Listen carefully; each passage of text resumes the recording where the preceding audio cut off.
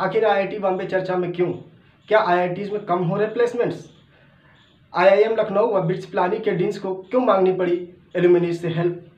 क्या भारत बनता जा रहा है अशिक्षित बेरोजगारों का देश? क्या एआई से है जॉब्स को खतरा? क्या हो सकते हैं बेरोजगारी दूर करने के ठोस कदम? आइए इन पहलुओं पे हम विस्तार से चर्चा करते हैं। नमस्कार दोस्तों, आज की सबसे बड़ी खबर निकल के आ रही है आईआईटी बॉम्बे से। आईआईटी बॉम्बे जो दुनिया का प्रतिष्ठित यूनिवर्सिटी है, आईआईटी बॉम्बे के 36% बच्चों को प्लेसमेंट नहीं मिल पाया, जिसको इंडियन मीडिया के साथ वर्ल्ड मीडिया एक्सटेंसिवली कवर कर रही है। हमें समझना होगा कि आईआईटी बॉम्बे एनआईआरएफ के सर्वे के अनुसार इंडिया की 4th सबसे बेस्ट यूनिवर्सिटी और एशिया की 14 सबसे बेस्ट यूनिवर्सिटी है, जिसके 100% बच्चों को प्लेसमेंट मिलता है। हमें देखना होगा कि ये स्थिति जो सिचुएशन हमारे सामने आ गई है, ये हालात सिर्फ आईआईटी बॉम्बे के स्टूडेंट्स के पास नहीं है। आईआईटी बॉम्बे के स्टूडेंट्स को 100% जॉब की गारंटी रहती थी। यहाँ तक कि इन बच्चों के पास प्री एग्जामिनेशन प्लेसमेंट भी रहते थे। सैकड़ों कंपनियां आती थी, यहाँ के बच्चों को 1-1 करोड़ रुपए तक के पर एनम के पैकेज मिलते थे। आईआईटी हमारे देश ही नहीं, दुनिया के सबसे प्रतिष्ठित यूनिवर्सिटीज़ में आते हैं। आईआईटी दिल्ली, आईआईटी कानपुर और इसी के साथ दूसरी आईआईटी भी हैं, वहाँ जहाँ पे उन आईआईटीज़ में 100% प्लेसमेंट मिलता था। पर आज ऐसी सिचुएशन हो गई है कि लगभग नियर अबाउट हम देखें तो 30 से 40% बच्चों को प्लेसमेंट नहीं मिल पा रहा है। कंप्यूटर साइंस, सीएस और इंजीनियरिंग ब्रांच जैसी इम्पॉर्टेंट जो शाखाएं जिनमें 100% प्लेसमेंट की गारंटी थी, उन ब्रांचेस के स्टूडेंट्स को भी इस बार प्लेसमेंट नहीं मिल पाया है। हमें इस हालात को समझने के लिए इसे गहराई से जानना होगा। आईआईटी कानपुर, आईआईटी दिल्ली और आईआईटी बॉम्बे जैसी बड़ी बड़ी यूनिवर्सिटीज़ में हमारे पूरी दुनिया से मल्टीनेशनल कंपनियां हायरिंग के लिए आती थी। इस बार भी कुछ कंपनियां आईं, लेकिन उन कंपनियों में ने जो ऑफ़र दिया स्टूडेंट्स को, वो उतने पे नौकरी करने के लिए रेडी नहीं है। दिसंबर में आईआईटी बॉम्बे से एक न्यूज़ आई कि आईआईटी बॉम्बे के 85 स्टूडेंट्स को 1 करोड़ पर एनम का पैकेज मिला है, लेकिन जिसने बाद में संशोधन करके पता चला कि सिर्फ 22 स्टूडेंट्स को 1 करोड़ पर एनम का पैकेज मिला। हमें इस स्थिति को समझने के लिए हमें कुछ ज़रूरी डाटा पे ध्यान देना होगा। जैसे आईआईटी बॉम्बे की ही बात करें तो 2023 में आईआईटी बॉम्बे के लगभग 67% बच्चों को प्लेसमेंट मिला था। वहीं ये 2024 में घटकर ये डाटा सिर्फ 64.5% रह गया। मतलब आईआईटी बॉम्बे के जो प्लेसमेंट परसेंटेज था उसमें 2.5% की कमी हो गई। यही हालात आईआईटी दिल्ली का भी रहा।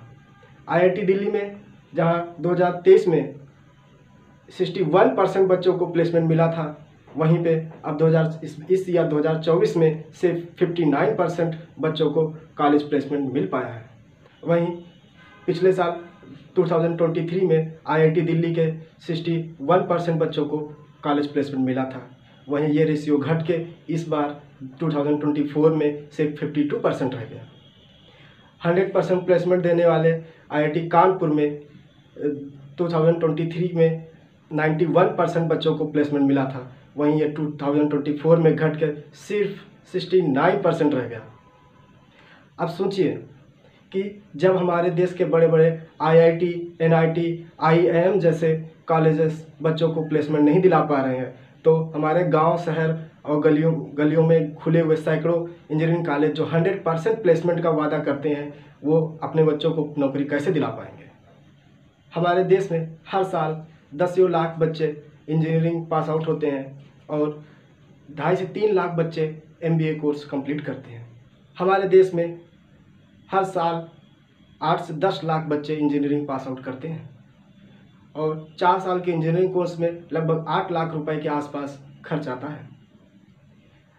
4 साल का कोर्स कंप्लीट करने के बाद उनको औसतन 30 से 35 हज़ार पर मंथ की ही जॉब मिल पाती है। और वहीं एमबीए की बात करें तो पर ईयर 2.5 से 3 लाख बच्चे एमबीए पास आउट होते हैं। एमबीए कोर्स 2 साल का कोर्स होता है। इसके कंप्लीट करने में लगभग 15 लाख रुपए का खर्च आ जाता है। MBA पास आउट स्टूडेंट्स को हमारे देश में औसतन 45 से 50 हज़ार रुपये की ही जॉब मिल पाती है।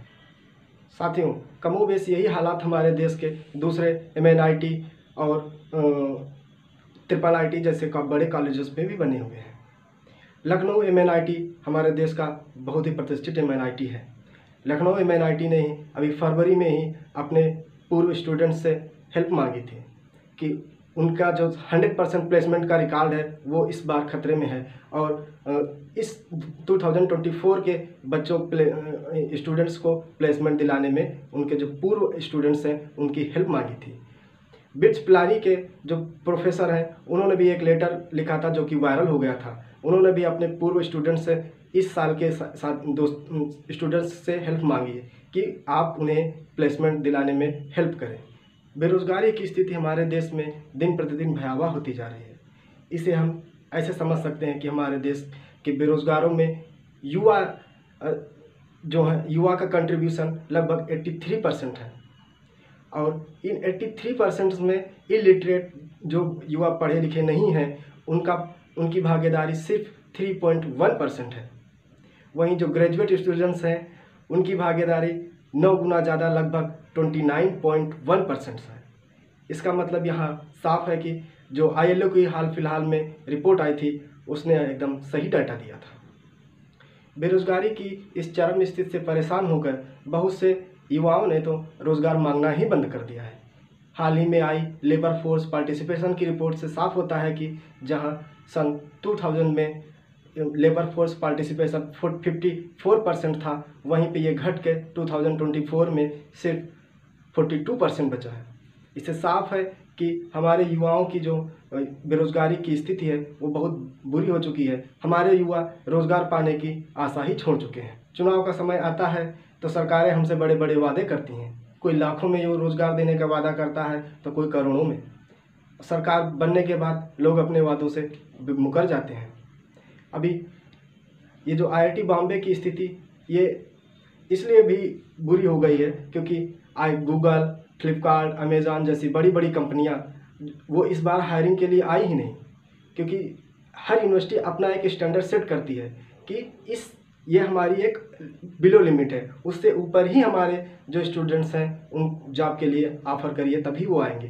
तो जो IIT बॉम्बे ने जो उनको ऑफ़र दिया था उस ऑफ़र पे आने के लिए 50% कंपनियां रेडी नहीं हुई, क्योंकि कंपनियों के सामने भी मुश्किल स्थितियां हैं, क्योंकि दुनिया इस समय आर्थिक मंदी के दौर से गुजर रहा है। जब कंपनियां बेनिफिट नहीं बना पाएंगी तो वो नई हायरिंग क्यों करेंगी।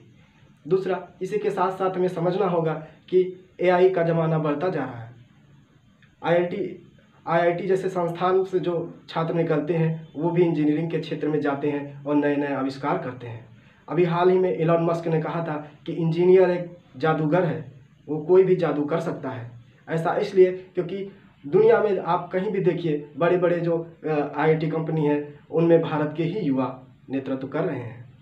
अभी 2024 के ईयर में ही गूगल, फ्लिपकार्ट और अमेज़ॉन जैसी बड़ी कंपनियों ने अपने 30,000 एम्प्लॉयज़ को ले आउट कर दिया है। 30,000 कर्मचारियों को बाहर निकाल दिया है।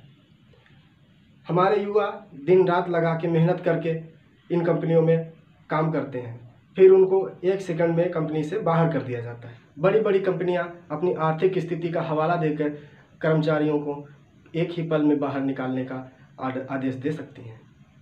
इसी अनसर्टेनिटी से बचने के लिए हमारे युवा गवर्नमेंट जॉब का रुख करते हैं। सरकारें ये तर्क देती हैं कि सबको सरकारी नौकरी नहीं दी जा सकती है। ये बात सही है कि हर स्टूडेंट्स को गवर्नमेंट जॉब नहीं दी जा सकती है, पर जो वैकेंसीज खाली हैं उनको समय से भरना चाहिए। पेपर लीक जैसी दुर्भाग्यपूर्ण घटनाओं से हमें बचना चाहिए, क्योंकि ये सवाल हमारे युवाओं का है जो हमारे देश का भविष्य है। सरकार को स्किल डेवलप करने में और स्टार्टअप शुरू करने में हमारे नए युवाओं को सहयोग प्रदान करना चाहिए। अभी हाल में ही एक बहुत सुखद खबर निकल के आई है कि इलाहाबाद MNIT के MTech के स्टूडेंट्स ने एक माइंड, वॉइस और जॉयस्टिक से कंट्रोल व्हील चेयर बनाई है। सोचिए, दिव्यांग लोगों के लिए ये कितना बड़ा तोहफा होगा। लेकिन इस पर वो पिछले 3 सालों से लगातार काम कर रहा है और अभी वो इसलिए प्रयासरत है कि कम से कम दाम पे आम लोगों को या दिव्यांग लोगों की वो मदद कर सके, उसे मार्केट में उपलब्ध करा सके। मेरा सुझाव है सरकार को कि ऐसे इनिशिएटिव पे जो बच्चे बना रहे हैं, इसके जिनके अंदर स्किल है और देश के लिए कुछ अच्छा करना चाह रहे हैं, जो देश को आगे बढ़ाने में अपना योगदान देना चाहते हैं, सब गवर्नमेंट को उनको सपोर्ट करना चाहिए। जैसा कि हम सबको पता है कि चुनाव का समय आ गया है और बेरोज़गारी जो है सिर्फ चुनाव का मुद्दा होता है। इसीलिए मेरी आप लोगों से गुजारिश है कि आपके संसदीय क्षेत्र में जब आपके सांसद, विधायक या नेता, आपके रिप्रेजेंटेटिव जब आपसे वोट मांगने आए तो आप उनसे इस बारे पे सवाल करिए कि आपने क्या वादे किए थे और उनको कितना पूरा किया है। आपके लिए, आपके भविष्य के लिए, आपके देश के लिए वो लोग क्या कर रहे हैं, आपके पर्यावरण का कितना ध्यान रख रहे हैं, कौन पर्यावरण के ऊपर कितनी बातें कर रहा है। हमारे देश में सिर्फ चुनाव की बातें होती हैं, ना बेरोज़गारी की बात होती है तो सिर्फ चुनाव के समय। उसके बाद लोग भूल जाते हैं, सरकारें तो भूलने के लिए तैयार ही रहती हैं। हमें इस बात को समझना होगा कि जब हम अपनी बात को मजबूती से जब तक सरकार के सामने नहीं रखेंगे तो वो किसी की भी सरकार हो, हमारी बातें कोई नहीं सुनेगा। मीडिया भी इन्हीं चीज़ों के बारे में दिखाती है, कोई दंगल करा रहा है, कोई मंगल करा रहा है, बस इसी में सब बिजी हैं। हमारे पर्यावरण के बारे में कोई नहीं सोचता है कि मानसून लेट हो रहा है, कभी कहीं पे आंधी तूफान आ रहा है, कहीं पे ओले गिर रहे हैं। इन चीज़ों के बारे में कोई नहीं बात करता है। अधिकतर मीडिया जो है वो ऐसी ही बातों में उलझी रहती है। हमारे देश में साउथ की 13 नदियाँ सूख गई, क्या आपको किसी ने बताया? देखिए, सोचिए और समझिए। रील्स पे मत जाइए, लॉन्ग वीडियो देखने की आदत डालिए, क्योंकि तभी आपका बेहतर भविष्य बन सकता है। जाके गूगल पे या फिर कहीं भी सर्च करिए कि आज पानी की क्या स्थिति है और हम किस दिशा में आगे बढ़ रहे हैं।